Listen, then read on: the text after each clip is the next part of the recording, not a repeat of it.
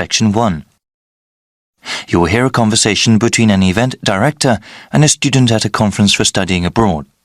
First, you have some time to look at questions 1 to 5.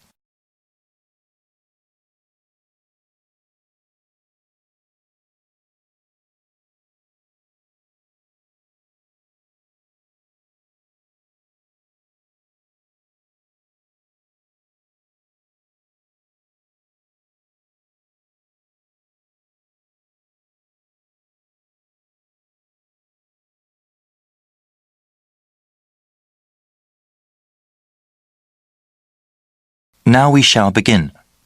You should answer the questions as you listen because you will not hear the recording a second time. Listen carefully and answer questions 1 to 5. Hi there, how are you? I'm glad that you came to the convention today. We have a lot of schools here today talking about study abroad programs. You can talk to them and find out which program works best for you. We also have a presentation called How to Prepare for University Studies. I recommend that you attend. The presentation starts at 9 a.m. and it will help you understand what you need to do before you go to university. It will take place in the Blue Room. Oh, the Blue Room? Where is that? Let me explain the schedule first. Then I'll tell you about where the events are. Okay, thanks. Yes, so the conference organizer will talk about 30 minutes telling you how to prepare for university-level courses.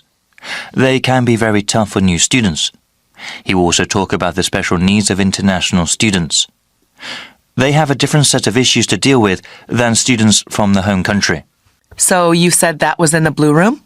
Yes, that's right. And after that you can go into the conference room at 10 o'clock. What is happening there? That's where the booths are. Booths? What kind of booths? One for each school grouped into sections. People from each individual school will be able to give you information about different kinds of programs abroad. Before you hear the rest of the conversation, you have some time to look at questions 6 to 10.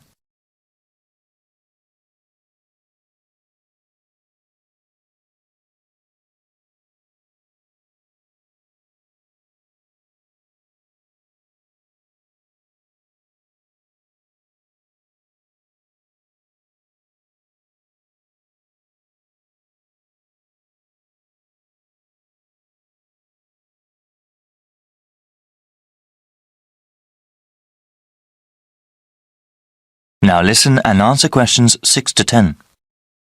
Okay, so how do I get around the conference room? Right, let me tell you about how to get there first. So when you exit the Blue Room, you have to turn left. Walk until you get to the end of the hallway and you'll see 2 doors on both sides of you. The conference room is on your right. The room on the left side is the banquet hall, but there aren't any events scheduled there for today. Oh, okay, the banquet hall is where the washrooms are. Yes, the washrooms are at the very back on the side opposite the doors. All right then, so how many schools will be represented? We have over 50 schools here today. Oh wow, that's a lot. That's okay. I'll give you a brief layout. The booths are laid out by region. That means schools from the same country will be in the same section. The first section you see when you enter the conference room are the schools from Australia. I see. That is quite a popular destination these days. What other sections are there? If you walk further on, the next section will have schools from Europe. Most of them are from England, but there are other countries as well. Oh yes, are there any places where I can get refreshments? Of course. Talking can work up an appetite. Refreshments are available all the way in the back of the conference room, past the Australian and European sections. Thanks for all the help. No problem. That is the end of section 1. You now have half a minute to check your answers.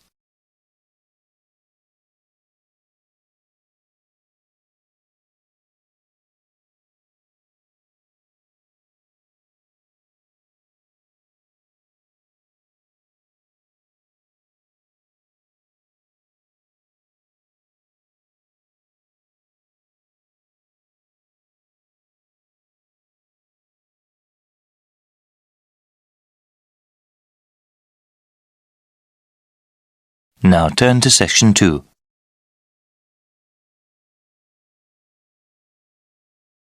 Section 2. You'll hear an orientation given to new students about technology services on campus. First, you have some time to look at questions 11 to 15.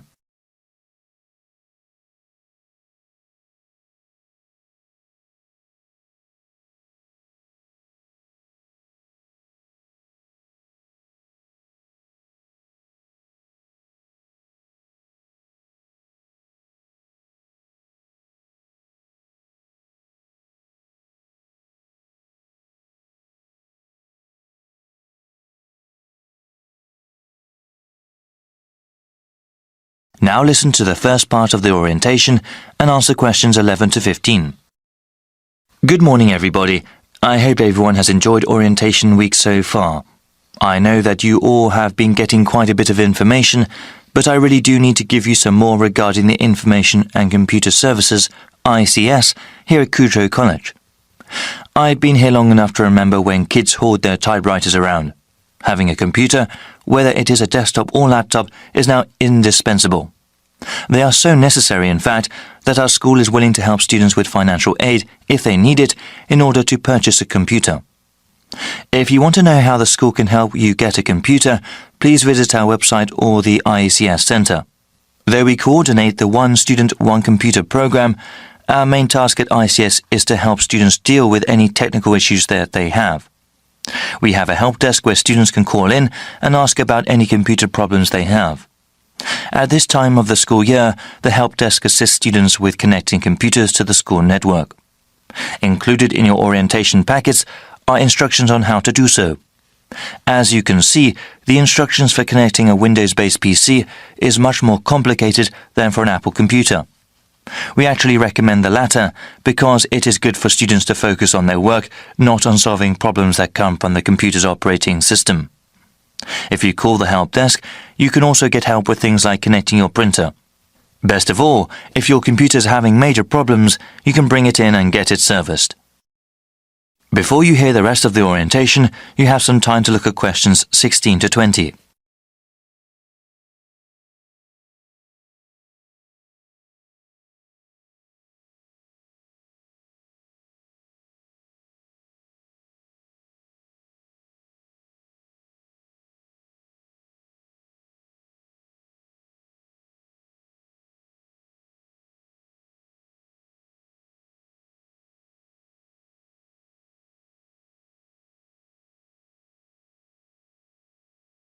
Now listen and answer questions 16 to 20. I will tell you how to bring in your computer if you have any problems with it. If I'm not there, you can talk to the full-time attendant, Jacob. That's Jakob, Bianchi. Jacob has many years of experience in computer service. Please feel free to ask him anything. He is there Monday through Friday and can figure out what you need help with. We are located in Taylor Building. Our extension is 7760. This year, we also have extended opening hours. We are open both weekdays and weekends. During the week, we are open from 9 to 7 and on Saturdays from 12 p.m. to 5 p.m. Fill out a form and if you need to drop your computer off, we'll get it fixed right away. Thank you all for listening and good luck with your studies. That is the end of section 2. You now have half a minute to check your answers.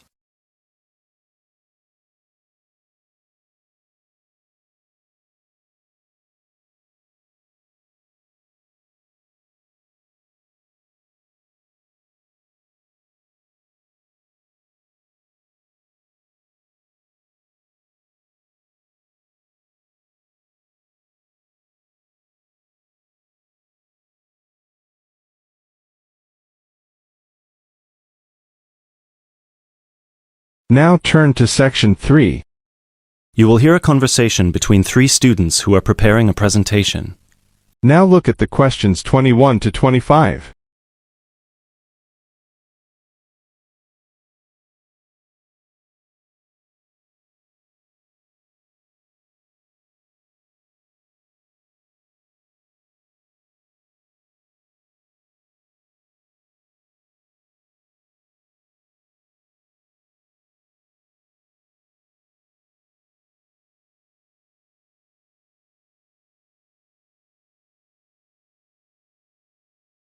Now listen carefully and answer questions 21 to 25. Hey guys! Oh, hey Gail, you made it. Yeah, sorry. I was stuck at the library paying late fees. Have you guys started going through the data yet? Yeah, we've already collated it and we've started designing the graphs we're going to use in the presentation. Oh, really? That's fast. Well, anyway, here's what we've got so far. Okay, so... Wow, 38% said they thought about quitting school in the first year. That's a huge number. Yeah, and only 10% said they were happy at school from beginning to end. Amazing, isn't it? Yeah, I thought the majority would be happy here. Well, just remember that about 30% of the school population are foreign students, and from the UK students, only 2% are actually from the area. So, I guess it makes sense that people would miss home. Yeah, but to want to actually quit school. Well, they didn't want to exactly, they just thought about it. OK, so how should we organise the presentation? What did you guys decide? Well, Kevin and I were saying that we should start by explaining what the topic of our research was, and how we decided to collect the data.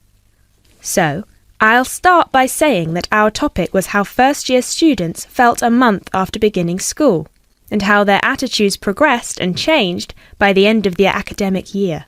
So then we were thinking that I should explain that the population we want to study was obviously first-year students, but because we need their complete experience from the beginning to the end of their first year, we'd have to actually poll students in their second and third year. And then we said that you should explain how we access the population. So I'll say that we got the permission from the school to go to different classes from different departments and hand out the surveys in paper form, right? Right. And that it took us about 3 weeks to complete this part of our research. So then we need to describe the 3 different areas of focus of our survey. So Lindsay can do that. Say that the survey had 3 sections. The first one asking just some general questions about the age, gender, nationality and field of study of each student. Then the second one focused on how they felt in their first 6 months at school. And the third, how they felt in the summer after their first year was complete. That sounds good.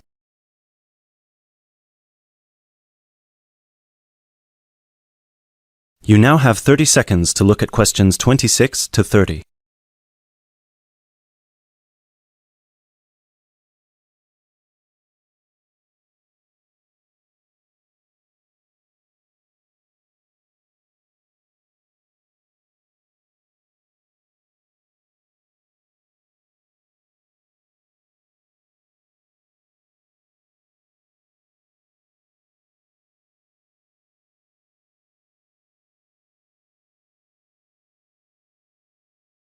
Listen carefully and answer questions 26 to 30. OK, so let me see the breakdown. OK, so we've got an equal distribution of boys and girls. That's good. Almost equal. 51% of the participants were boys, the rest were girls. Right, and 70% of the participants were British, while the other 30% were... 10% were from America and Asia, 2% were from Africa, and 18% were European. We had a small number of Australians as well, 0.03%, so I guess Europeans were 17.97% if you want to be precise. Which we should. Anyway, and obviously the age was all 20 or 21, with a few 19-year-olds. Only about 5%. No, wait. 4%. Right? No, it's 5%. Look. Right. OK, so Lindsay will describe the 3 sections, and then you, Kevin, you'll describe the demographic and geographical breakdown, and You can start with the graph, and then we'll all explain the data together. Right, so we'll put this graph up on the board and explain that most students experience some form of homesickness or mild depression in the beginning of their course. But we need to point out that by the end of the year, it was only 5% that still felt like quitting school. Yeah, but remember that we didn't actually have the opportunity to interview or poll any of the students who left school, so the information we have only relates to current students, and those numbers might be bigger in reality. Yeah, I guess we need to mention that. But we did check the dropout rate for the last 2 years, and it was very low, so at the end of the day, the numbers can't be much bigger. Yeah. Anyway, so after we explain the data and we show the 3 graphs with the background information and the responses for 6 months and 1 year, we should spend some time also talking about That is the end of section 3. You now have half a minute to check your answer.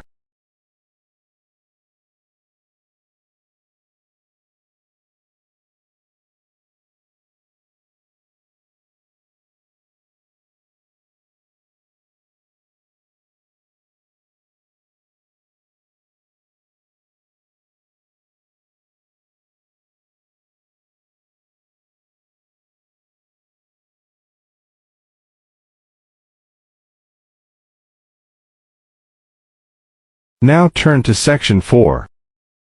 You will hear a lecture about English language. You have 30 seconds to look at questions 31 to 37.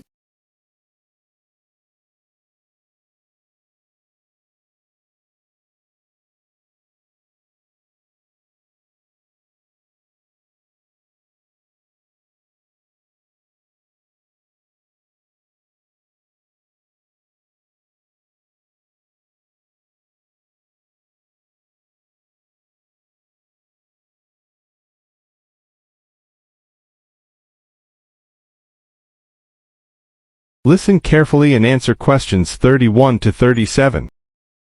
Those of you who were here last week will remember that we talked about the journey of the English language from its early Indo-European origins through to Old English, Middle English, and then to early and late modern English before it reached the form that it has today.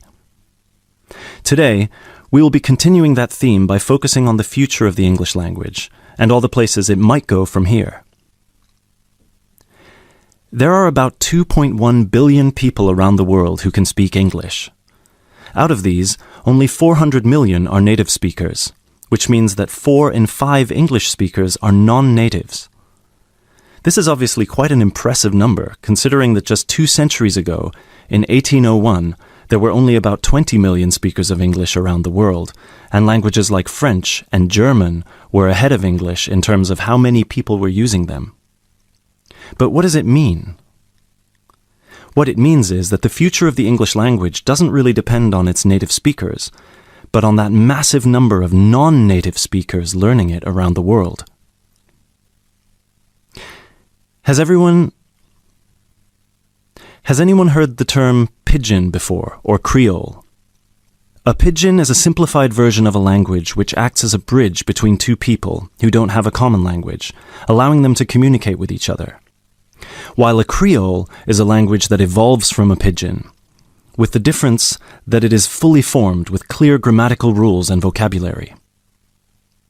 There are currently dozens of Pidgin and Creole languages based on English around the world, for example, Nigerian Pidgin or Jamaican Patois.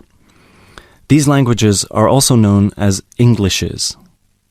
What's interesting about these Englishes is how different they sound to, for lack of a better term, proper English. Take the word trousers, for instance. In Sheng, which is a Kenyan Creole language, they're called longi because they're long. But even versions of English that are recognized as official variations or dialects still differ greatly from each other. Americans and Jamaicans would call the back of a car where you store your luggage the trunk. Britons, Australians, Canadians, and other Commonwealth countries would call it the boot. A subway in the UK is a tunnel under a road that allows pedestrians to cross safely. In the US, it's an underground train. You might think of these differences as minute, but when you take into account the dozens of different versions of English out there, a very intriguing parallel arises with another language from the past: Latin. Latin, too, used to be a lingua franca. Nowadays, it's all but dead, spoken only by a few clerics and scholars. At some point in history, it splintered into various different languages which became known as Romance languages. For example, Spanish, Italian, or French. There are some that theorize that the same thing might happen to English in the near or distant future, that all these Englishes we have today in different countries will continue to develop, so pidgins will turn into Creole languages, and Creole languages will turn into just languages, and English itself, as we know it today, will disappear, or become less and less important. It's an interesting theory, if nothing else. You now have 30 seconds to look at questions 38 to 40.